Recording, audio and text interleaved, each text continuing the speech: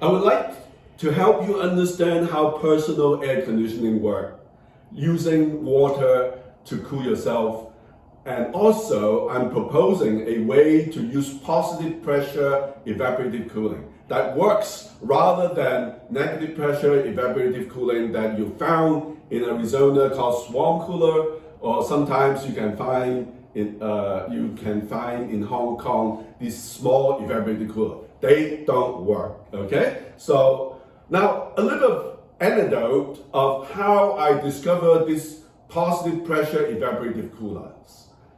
I was about 6 years ago, I was in the class reunion with my classmate from high school. There you find me, myself here, as well as my wife here. And at that time, I was meeting all these, my former classmates, girls and guys. So I want to look good. I was all dressed up, but in the process of going to the class reunion, I was soaking wet because of the hot and humid weather in Hong Kong. So I was wet inside, and when I went inside the restaurant, it was so cold, but yet the air in the restaurant was so humid that I was soaking wet inside for the whole evening. That was very uncomfortable. So I was very determined to invent a new kind of air conditioning that is both dry and cold, particularly for Hong Kong.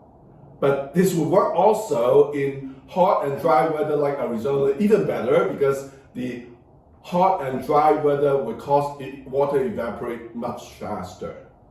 All right, so I would like to show you how air conditioning works. So if you go through this, you will understand everything about air conditioning. The idea is an air conditioner works on a fluid in cycles of these 4 processes of arrows in different color. Now the first process is compression. When you compress air like you're pumping a bicycle tire, you're increasing the pressure of the air. In the process, you're pumping energy into that gas, air. And it makes the air hot. So we call it heat pumping as well as air compression. Now, if in the reverse, you take a compressed air can and then release the compressed air expands in the process doing work against the atmosphere, and it becomes freezing cold. So one way to produce cold air is to compress the air and then take out the heat, either by evaporation or by means of conduction and ventilation. But today we're going to talk about evaporation. Now the process is you compress the air first, it becomes hot, and then you pump that compressed hot air into water. And then that will cool down. And then so the process goes like you compress the air, makes it hot, and then you use evaporation to cool down the air. And then afterwards you expand the air and release the air onto your face. And then you will feel very chill.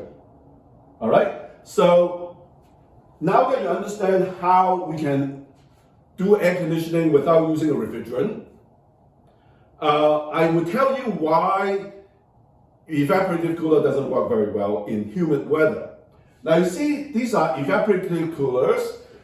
In the United States, we call them swarm coolers because they stink like a swamp because of the humidity in the evaporator actually cause mold to grow and therefore cause like a moldy smell. And that's why they're called swarm cooler, and that's not good for you.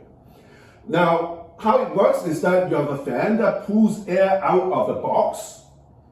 And in the box, you have a pool of water, a water tank, that has a pump that pumps the water up onto the water distributor, and it rains down on an evaporative pad, very often cellulose sort of material, allowing the water to go down a curtain-like surface. And when you pull the air into the curtain-like surface, the water will evaporate and therefore become colder, and then you would come out as cool refreshing air. But it's only refreshing if the incoming air is not humid.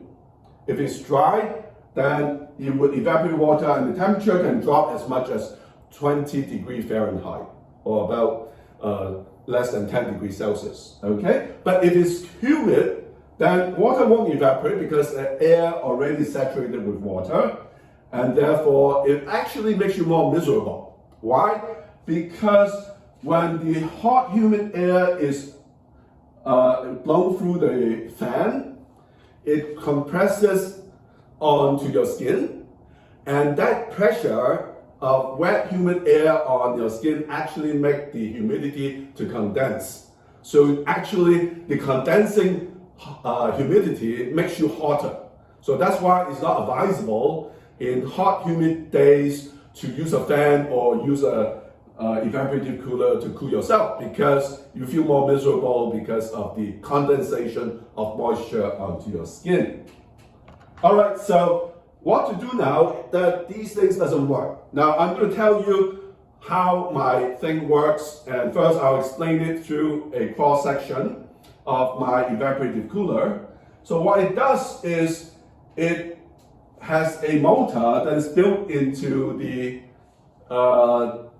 turbine, and the motor has a rotor that is tied to the turbine with these magnets inside there, and this is this winding coil to energize the motor so that it will spin. Now when it spins, what happens is that the air will comes in through this priming fans from the outside, and then it would push the air actually from this down onto the spiral turbine. So the air comes in from the outside to the inside, slowing down as it moves to the inside, and therefore increases its pressure very rapidly. So what happens afterwards is that you can either use a water nozzle to spill water into the hot compressed air here, or as I explain later, use a water tank and then drive the hot compressed air into the water tank and make bubbles and then come out like that. Now in this case here is evaporative, so you evaporate water inside the chamber where hot compressed air comes into the center, and then it will come out through the spiral turbine, expanding in the process, and therefore it will come out as cold air downward onto you. So this evaporative cooler you can put on the ceiling with water line, like evaporative lines coming in the center, and it actually won't rain misty water on your hair, but rather it will evaporate them because of the compression, and it will come out as chilled air coming down on your head.